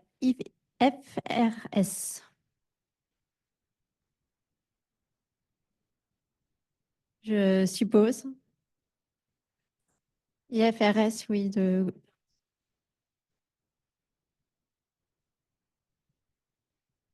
suis pas sûr d'avoir vraiment la réponse exacte à la question, mais oui. Et d'ailleurs, par exemple, en France, on ne le sait pas assez, mais si vous êtes une entreprise, vous pouvez tenir votre comptabilité entièrement en crypto, hein, déjà aujourd'hui. Les normes comptables françaises, si je dis pas de bêtises, le permettent. Ce que je sais, oui, il y a des travaux similaires sur les normes comptables internationales, et c'est de toute façon un secteur qui on va dire, qui se développe dans toutes les composantes de l'économie et de la finance. Donc, on a parlé des banques, mais pour tous les sujets périphériques, que ce soit comptable, et un autre sujet qui est extrêmement important, un peu technique et aride, qui sont ces fameux ratios de Bâle, des règles de stabilité financière que les établissements de crédit et les banques doivent respecter. Il y a des travaux extrêmement poussés qui sont faits au niveau du comité de Bâle pour clarifier le traitement prudentiel des cryptos et des crypto-monnaies. Ce que j'ai expliqué précédemment, si demain on émet un titre financier au format blockchain, si demain une banque a de la crypto sur sa balance sheet, si un client d'une banque auquel la banque fait un prêt collatéralise, c'est-à-dire sécurise son prêt avec de la crypto, comment est-ce que tout ceci doit être traité? Quels fonds propres réglementaires on doit mettre en face? Tout ceci, c'est en train d'être clarifié à vitesse grand V. Il y a beaucoup d'instituts de normes qui travaillent sur le sujet, l'ISDA, l'ICMA, l'AFMI, enfin toutes ces... c'est des acronymes là aussi un peu arides, mais ce sont des groupements professionnels du monde financier qui formalisent des normes qui permettent de créer à la fin de l'adoption et de l'interopérabilité entre les protocoles, entre les systèmes et entre les acteurs, qui font que réellement cette forme nouvelle d'actifs numériques est de plus en plus facile à adopter par des acteurs traditionnels, bancaires ou des acteurs privés. Je ne peux pas répondre par rapport aux IFRS parce que je ne connais pas la position là-dessus, mais en tout cas sur la comptabilité française, l'ANC s'est positionnée pour une comptabilité en stock des cryptoactifs. Donc, vous êtes en stock et vous avez deux méthodes de comptabilisation, soit la FIFO, soit le CMP.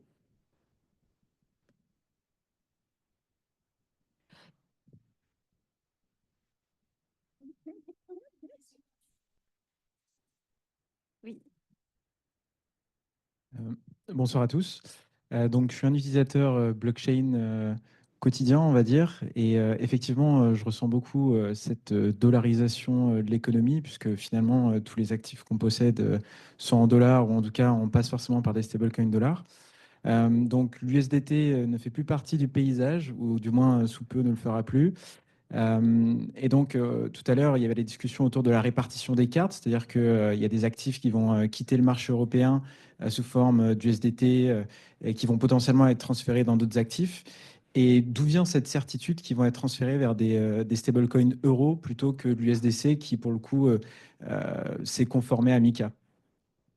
Voilà, je pense que c'est tout. Merci. Il n'y a pas de certitude, mais c'est juste c'est plus un pressentiment qui fait que, encore une fois, il y a aucune raison structurelle fondamentale qui ferait que des acteurs d'une zone non dollar transactent en dollars. juste ça. Et encore une fois, il y a, enfin, voilà, tous les actifs qu'on achète et qu'on revend, dans notre vie de tous les jours, commencer par une baguette de pain, je ne sais pas, ça viendrait à l'idée de personne de payer sa baguette de pain en dollars, hein. Bon, bah, quand on achète un appart, on l'achète en euros, et quand on le revend en euros. Quand on investit et qu'on place ses économies et qu'on habite en France ou en Europe, bah, on le fait en euros. Et donc, il n'y a aucune raison que cette, quelque part, anomalie de marché qui fait que, bon, il se trouve, des raisons, voilà, on peut en débattre pendant des jours, diverses, c'est ce qui fait que le marché des cryptoactifs se soit développé et libellé exclusivement en dollars. Il n'y a aucune raison que ça perdure. À partir du moment où vous avez une alternative, bah, le comportement naturel des agents économiques est de retourner vers leur devise de référence. Alors, ça peut être très long, mais au point d'équilibre de marché, il n'y a aucune raison que les gens restent à 100% en dollars. Et encore une fois, et bon, enfin, je veux dire, on s'en cache pas. Comment on a analysé ça chez Société Générale Forge, bah, il y a 1 an et demi, en gros, on a observé, on a constaté deux choses. Un, que Mika allait arriver. Donc, quand vous êtes dans une banque, bah, il vous faut un cadre réglementaire stable, connu et lisible pour pouvoir développer vos activités. On respecte la réglementation, évidemment. Donc, on a une réglementation en place. Enfin, on voyait arriver une réglementation qui allait restructurer le marché, et on constatait ce que j'ai appelé cette anomalie de marché. Donc, pour nous, ça veut dire une opportunité de répondre à un besoin client qu'on anticipait, avec bon, des développements assez conséquents à réaliser, parce que lancer un stablecoin sous Mika, ça, encore une fois, ça ne se fait pas très facilement. Et donc un besoin client qui allait apparaître, des capacités techniques, juridiques, réglementaires en place du fait de nos activités, encore une fois, sur titres financiers tokenisés, qui faisait qu'assez naturellement, on s'est dit, bon, ben, voilà, il va y avoir un besoin de la clientèle, institutionnelle ou particulier. On a les outils pour y répondre. Accessoirement, on est quand même une banque de référence de la zone euro et de la zone européenne. Il n'y a pas de raison non plus que les seuls acteurs qui servent la clientèle européenne soient des acteurs américains. Donc, bon, bah, allons-y. Donc, c'est ce qui nous a motivés à développer cette activité et à lancer ce stablecoin euro-convertible. Je peux, mais c'est vrai que ça fait totalement sens d'être dans un marché européen et puis de transacter en euros. Mais c'est vrai qu'aujourd'hui, il y a un problème de profondeur de marché, de liquidité sur les stablecoins euros qui font que la clientèle, elle n'y va pas encore forcément. Donc, c'est vrai qu'il y a peut-être des investissements à faire de ce côté-là. C'est un peu l'œuf et la poule, quoi. C'est-à-dire, si le marché devient très liquide et intéressant, les gens ils vont y aller. Tant qu'il est un peu faible, les gens n'y vont pas. Donc, voilà, il y a des choses à faire. Merci. Alors, il y a une seconde question en ligne. À quelle valeur concrète, autre que les monnaies fiduciaires, dollars par exemple, peut-on rapporter une valeur de crypto?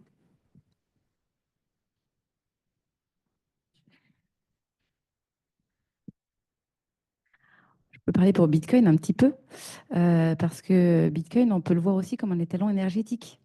Bitcoin, ça fait partie d'une blockchain qui est Proof of Work. Donc, Proof of Work veut dire que vous avez, pour miner les blocs, pour découvrir des nouveaux Bitcoins, vous mobilisez de l'énergie, du travail par donc ces mineurs. Et donc, on peut considérer Bitcoin comme un étalon énergétique, par exemple. Si.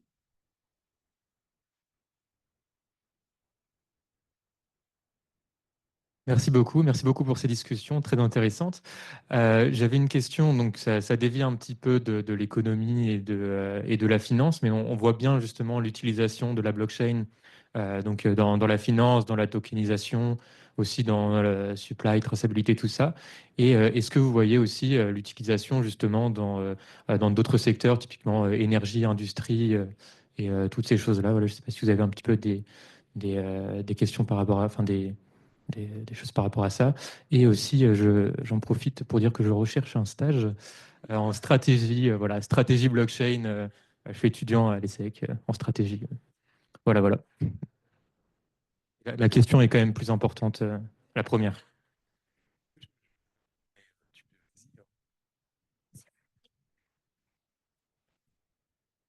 C'est d'accord pour le stage. Mais j'ai demandé d'abord à Laetitia. Oui, donc il y a, bah, je pense que donc d'abord toute activité qui profite du fait d'être notarié, notarisé sur une base de données immuable est intéressante et éligible pour comme application de la blockchain. Mais c'est pas, enfin, il y a plein de projets qui sont lancés là-dedans. Il y a ce qu'on appelle le proof of existence. Donc on veut montrer qu'on détient un document. Dans le futur, on veut pouvoir montrer qu'on détenait un document à l'instant T. Pour ça, il suffit d'écrire sur une chaîne le hash du document. On n'est pas obligé de le révéler. Et plus tard, quand on nous demande, on révèle le document. Donc, on peut calculer son hash. Et ensuite, on regarde sur la chaîne. Ah, le hash est apparu à cette date.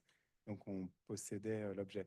Mais c'est peut-être un peu anecdotique. En fait, je pense que au plus large, le champ d'application des smart contracts et de la blockchain, c'est de coder toute situation où il y a une relation potentiellement adversarielle entre plusieurs joueurs qui décident de convenir d'une certaine manière de faire, donc un contrat, et dont on peut coder la logique par du code.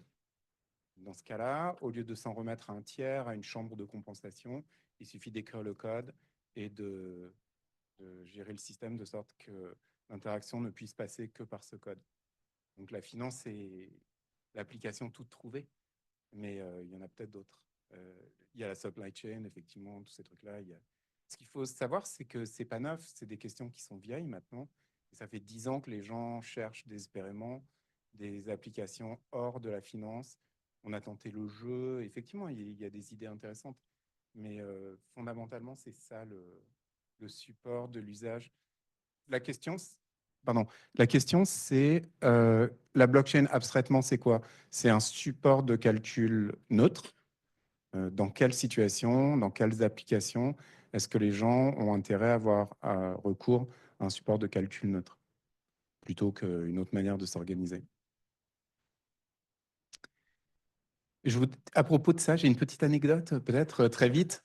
Donc, il y a un marché de métaux, d'autres commodités qui s'appelle le LME. Et il y a 2 ans, je crois, il y a un acteur chinois très, très gros producteur de nickel, je crois, qui avait pris des positions, des shorts monstrueux sur le nickel. Il y a eu une journée particulièrement épique où ils ont été squeezés. Donc, ils ont été obligés de racheter alors que les cours explosaient. Jane Street Capital, que vous connaissez peut-être, a fait un demi-milliard de dollars sur ces transactions. Et le marché a fait, vous savez quoi? En fait, on va arrêter le marché, OK? Puis après, ils ont fait, non, vous savez quoi? On va revenir en arrière. Donc, ils ont commis le crime absolu de la blockchain. Ils ont modifié le ledger. Et Jane Street les a attaqués et 1 an plus tard, le tribunal idoine leur a donné raison. Je veux dire à l'exchange.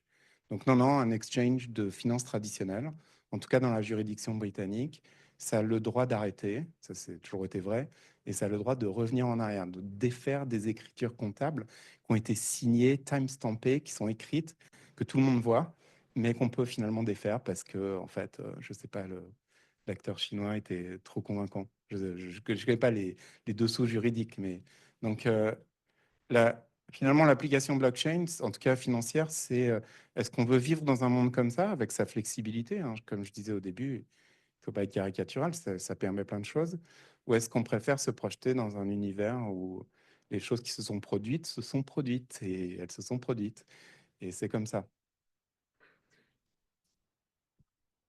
Alors, il y a une question, j'ai déjà donné le micro. Bonsoir à tous. Donc, moi, ma question, c'est par rapport à la blockchain et la cryptographie. C'est par rapport au quantique. Est-ce que vous estimez que le quantique, dans les 5 prochaines années, ça peut menacer la blockchain ou c'est vraiment une menace de très long terme?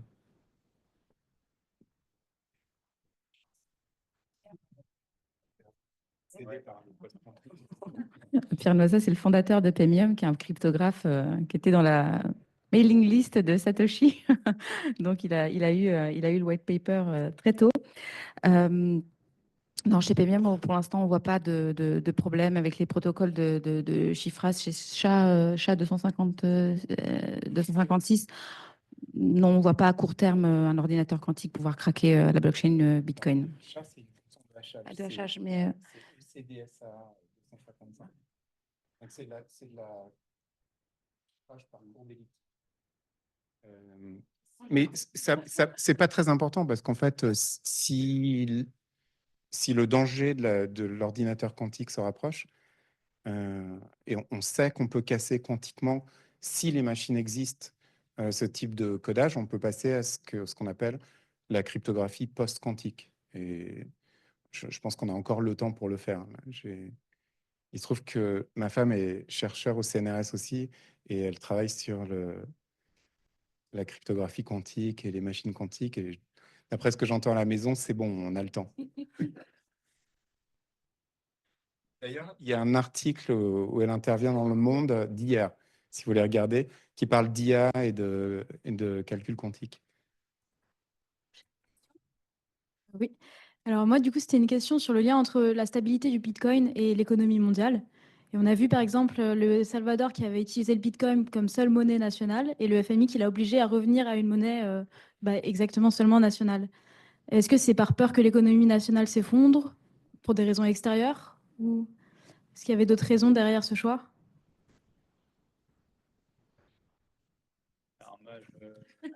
Alors, je ne parle pas au FMI, donc j'ai aucun insight, absolument aucun sur. Enfin, j'ai pas plus d'infos que ce que vous pouvez lire dans la presse, hein. Mais de ce que j'ai lu et compris, bon, c'est vrai que ça a beaucoup défrayé la chronique parce que bon, il y a beaucoup de gens, une communauté qui est quand même très attentive à tous ces développements et toutes ces annonces, mais en pratique. Encore une fois, hein, de ce que j'ai lu, ça n'a jamais été des déploiements qui ont vraiment pris au Salvador, hein. Il y a eu d'énormes problématiques de déploiement du wallet gouvernemental que l'État a proposé, qui fait qu'en pratique, c'était très difficile à implémenter pour les gens de tous les jours. Il y a eu un premier airdrop assez important en Bitcoin qui a été fait, mais qui a pas permis d'amorcer la pompe. Donc, bon, et je ne sais pas d'ailleurs si au final le FMI a complètement fermé le robinet au Salvador ou pas. Il y a eu un ou deux autres pays en Afrique qui ont également eu des velléités de développer tout ça. Je crois la problématique derrière, c'est l'interconnexion du système financier mondial. Bon, on peut le déplorer ou pas, mais les flux sont quand même connectés entre tous les pays et toutes les entreprises. Si vous déconnectez, bah, ça a d'autres conséquences que simplement le moyen de paiement que vous utilisez au quotidien. Et peut-être juste aussi pour finir, une des problématiques du Salvador et d'autres pays, c'est la dévaluation, la volatilité de la monnaie. Bon, quand vous switchez en Bitcoin, ce n'est pas forcément un actif moins volatile. Et ça, c'était une autre problématique d'adoption dans le pays. Bah, là aussi, hein, quand vous avez votre salaire qui est payé en Bitcoin au début du mois et puis que 3 jours après, bah, ça a perdu 80% de sa valeur, c'est aussi un problème pour les gens. Donc, le fait que des pays ou des économies switchent, encore une fois, sur des monnaies numériques, qu'elles soient de banque centrale ou des stablecoins, encore une fois, à titre personnel, je suis convaincu que c'est bien et que ça va arriver. Maintenant, tout est dans la définition de cette monnaie. Il faut que ça réponde à quand même des critères fondamentaux de stabilité, de sécurité. À titre personnel, je ne suis pas sûr que le Bitcoin soit un bon moyen de paiement pour ça. Tout au début de notre table ronde, tu disais que c'était de l'or numérique. Je trouve que c'est plus proche, enfin la définition est meilleure que celle d'un moyen de paiement pour ce qui s'agit de Bitcoin. Je pense encore une fois, un stablecoin, c'est un meilleur moyen de paiement parce que bon, voilà, ça dit ce que ça veut dire, hein, c'est stable. Accessoirement, les frais de transaction sur Bitcoin sont quand même assez élevés. Vous avez d'autres blockchains Solana, par exemple, qui est la dernière blockchain sur laquelle on a déployé notre stablecoin, qui est beaucoup plus efficace et efficient de ce point de vue-là. Vous payez beaucoup moins de gas fee, beaucoup plus facile pour des use cases de paiement. Bon, c'est peut-être des sujets un peu trop techniques, mais voilà, Bitcoin, c'est un bon moyen peut-être de donner un peu de publicité à ces sujets-là, mais je ne suis pas sûr, encore une fois, que ce soit le meilleur actif pour ce genre de cas d'usage et de développement. Le coup, c'est là, c'est intéressant parce qu'on n'a pas forcément les mêmes points de vue. Moi, j'aimerais amener quelque chose par rapport à la décision du FMI. Il y a un point particulier qui dit que quand un pays adopte une devise comme monnaie ayant cours légal, les autres pays qui ont une ambassade dans ce pays-là doivent aussi reconnaître cette monnaie comme ayant cours légal. Donc il y a eu beaucoup de débats de juristes pour dire mais est-ce que la France doit reconnaître le Bitcoin comme monnaie ayant cours légal étant donné que le Salvador l'a adopté? Donc personne ne s'est jamais prononcé, il y a vraiment des débats intéressants, mais le FMI pourrait peut-être, je ne suis pas dans les papiers, avoir pris cette décision parce que ça pose un problème juridique mondial de dire est-ce que les autres pays doivent reconnaître Bitcoin comme une monnaie ayant cours légal. Donc peut-être que ça. Et sur les moyens de paiement, c'est vrai qu'au début de l'intervention, j'ai dit oui, c'est de l'or numérique, mais c'est aussi un réseau de paiement décentralisé. Et donc aujourd'hui, je trouve que l'application principale par rapport à Bitcoin, c'est la réserve de valeur.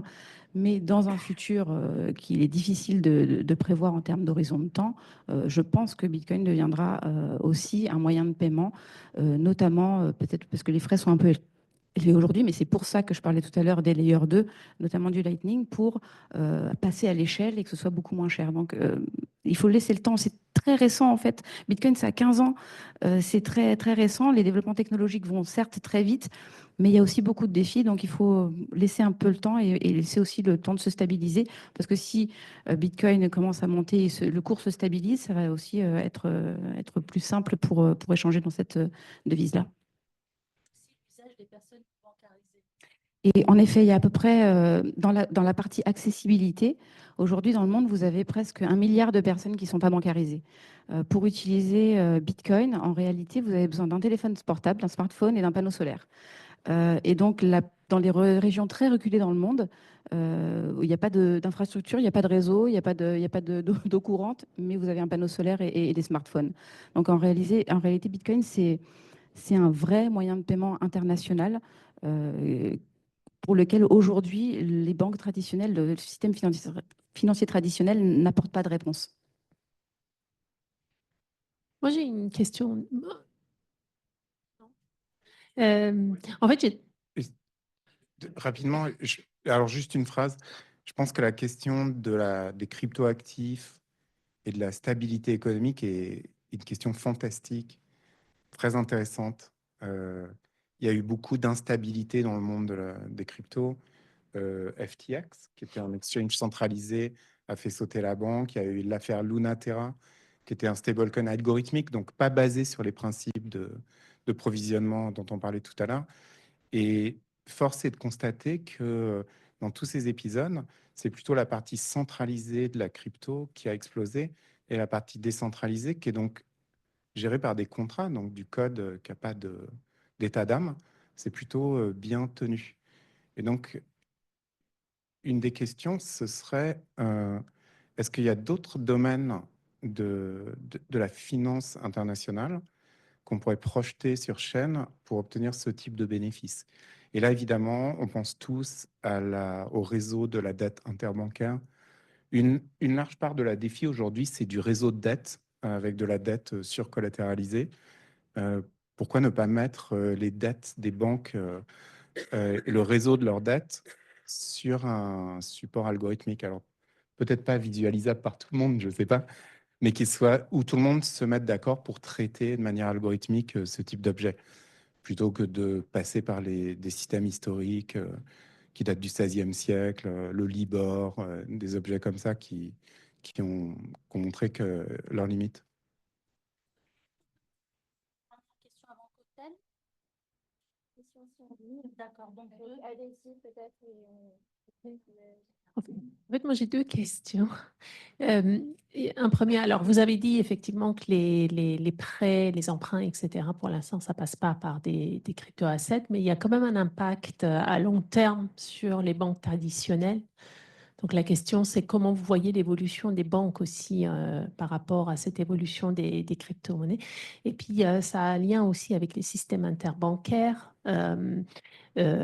Aujourd'hui, il y a des pays sous embargo, notamment, on connaît l'histoire de votre principal confrère BNP qui a eu une sanction de la part des États-Unis parce qu'ils avaient fait des transactions avec l'Iran. Si dans ces pays-là, on passe par les crypto-assets, on n'est pas soumis à ce type d'embargo. Donc, comment ça se passe aujourd'hui? Est-ce qu'il y a ce type d'utilisation aussi pour ce type de pays? Deux questions. En Bitcoin, apparemment, en ce moment. Aujourd'hui, encore une fois, avec Mika, enfin, les transactions en crypto se normalisent par rapport au cadre réglementaire et de monitoring, notamment du financement du terrorisme qu'on connaît dans les transactions financières traditionnelles. Donc, on peut avoir son avis sur le sujet. Je sais que dans les écosystèmes crypto, il y a plein de gens qui le déplorent, mais bon, c'est une réalité, hein. Il y a des transferts de valeur, que ça se fasse sous forme de virement bancaire en monnaie fiat ou sous forme de virement Bitcoin. Bon, au-delà d'un certain degré d'adoption, tout ça, ça se fait rattraper par la réglementation avec un level playing field, c'est-à-dire même risque, même règle. Et aujourd'hui, en tout cas en Europe, quand vous êtes sous MiCA, à partir du 1er janvier, et que vous êtes une plateforme crypto, vous avez l'obligation de contrôler les flux clients exactement de la même façon qu'une banque contrôle vos flux en euros fiat lorsque vous faites des transferts.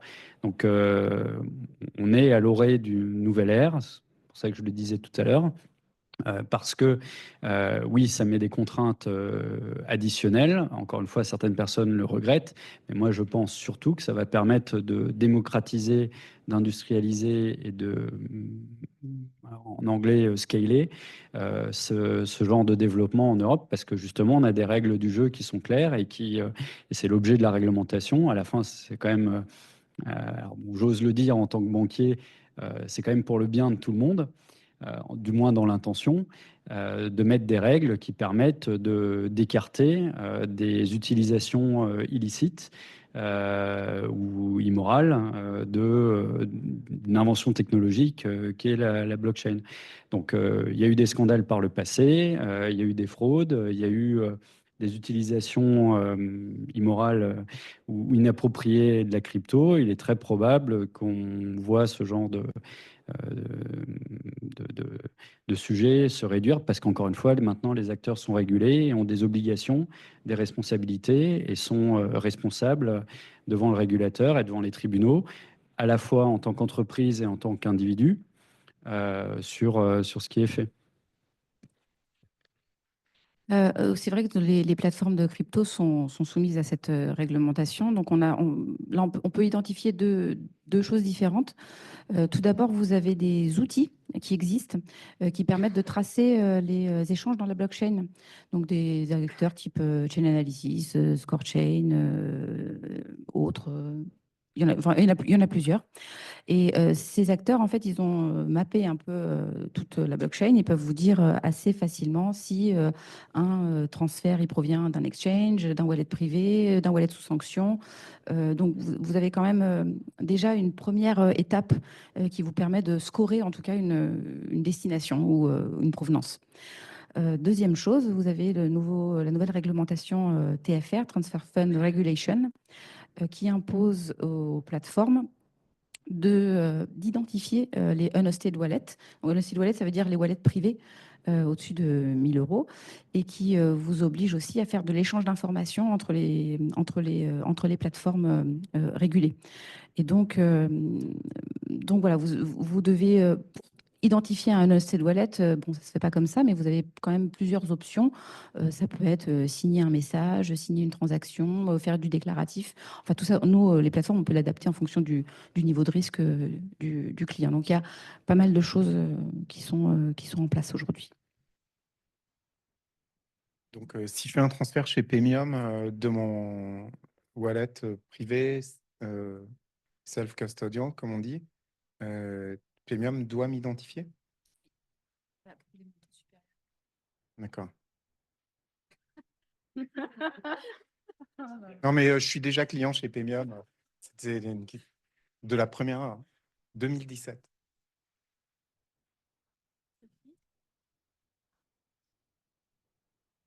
Oui, il y a une question concernant la réglementation MiCA et les éventuelles réglementations à venir.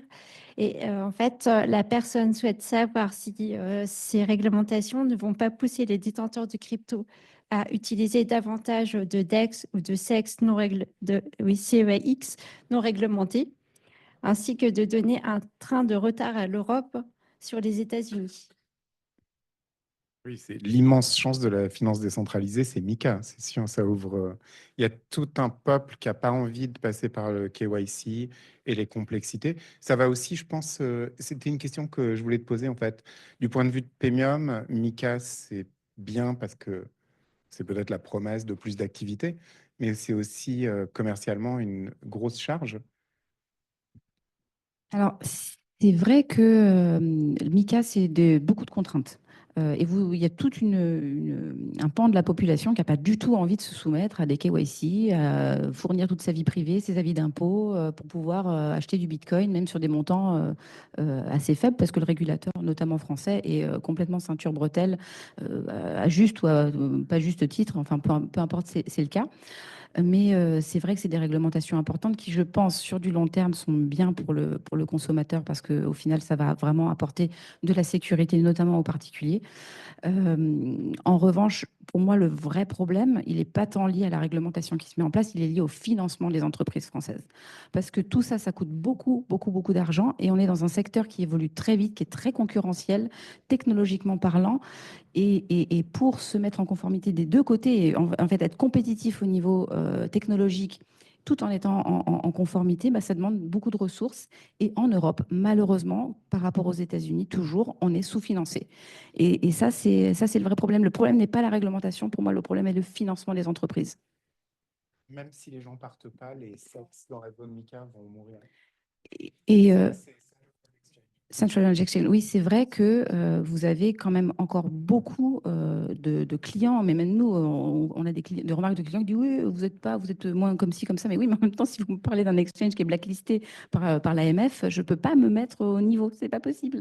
Donc oui, vous avez quand même des clients qui partent dans des juridictions obscures et qui se mettent en danger pour éviter de fournir certains documents. C'est vrai. Bien, écoutez, merci à vous pour ces échanges très enrichissants. Donc, merci également au public pour les questions très intéressantes et pertinentes qui ont été posées.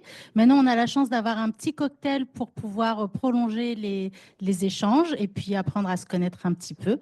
Donc, vous pouvez vous applaudir et aller déguster les petits fours qui nous attendent.